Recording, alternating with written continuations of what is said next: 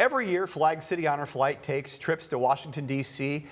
They take along local veterans who spend the day in our nation's capital, sometimes seeing the memorials there for the first time. And the welcome home is, at the end of the day, is always very, very special, as you've probably seen in our coverage. This afternoon, we have Will Miller with us to talk more about the plan for this year. Thanks for coming in, Will. Thanks, Dan. Appreciate how you having us down here. So we lost 2 years with COVID, no flights at all.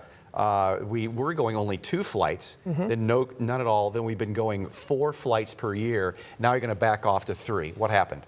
No, we're just going to go down to 3 flights. We feel like that's probably a good number for us to suit the veterans that we have on our list and to try to get them there. And so we kind of made up for a little bit of lost ground over those couple of years with COVID. Now we can kind of go back to a normal schedule a little bit. Well, I also tell people that Honor Flight is all volunteer based, and it's a lot of man hours to go to make those phone calls, get everyone checked out as legitimate veterans, and you're asking a lot of people to do 4 flights in a summer. Right, and you know that's correct. Everybody is a volunteer that goes on to the flights, that helps out on the board and everything like that. So you're right, it is a lot, and so 3 flights seem to be a good number for us to do, though. Okay, let's show you the graphic now with the flights for the year. Our first one is going to be in mid-April, and then we're going in June on June 9th. And September 15th. Now, the most important thing for you to know right there is at the bottom, the more information, that's the website, flagcityhonorflight.org. If you are a veteran or a family member is a veteran, go to that website, flagcityhonorflight.org.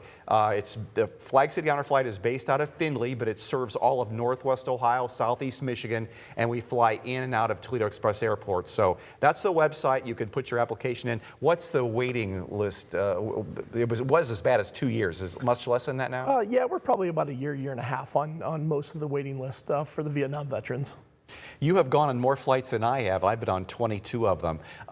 You were drawn in years ago, and now you're head of the board. But what draws you in? I have my own reasons, but you as well. Well, you know, just seeing the veterans' reactions to going on these flights, Dan, to know that we've made a difference in their life and we somehow brought a little bit of healing to these veterans, and be able to do that and finally giving back something to these men and women who gave everything to us when they served. Just to give back is just the greatest part of it. Yeah, people ask me, are you a veteran? And well, no, I'm not. I'm at my age, toward the tail end of the Vietnam War. I was draft eligible, did not get drafted. The war ended. And I just feel like all these people in my generation that did have to go to Vietnam and had just a horrible homecoming, to see these guys, they light up when they get to go on a flight, is seeing other veterans who shared their own experiences, spending the day being totally honored and thanked for their service. Then they have the homecoming with friends and family. It's just it's mind-boggling what they see and do. No, I agree, Dan. It's just something, and if you've never seen one of the welcome homes, to come out and see that, it's just it's an absolute, you know, joy to watch the eyes of these veterans light up and maybe see a little tear in their eye and realize that this is the welcome home they should have gotten, you know, 50, 60, 70, 80 years ago. Yeah, and we do talk about these flights are free for veterans to go on. Correct. You're a nonprofit. They rely on donations and fundraisers and things like that, and the money still comes in. These flights are very expensive, so it's nice to keep reminding people this is a nonprofit, and we're looking for donations whenever we can at flagcityhonorflight.org. Yep, absolutely. Each flight's about $130,000 to $140,000, and you know, every donation helps to get these veterans to see their memorials that was done in their honor, and give them that welcome home that they do deserve. So. All right, so we've got flights again coming up April, June, and September. There are the dates, and that's the information right there. If you would like to go on the website, check it out, and maybe get more information. And so you say there's a national board meeting coming up? Yeah, we're all going to be going to the Honor Flight Summit in Baltimore, or excuse me, not in Baltimore, it's in Washington now, I apologize.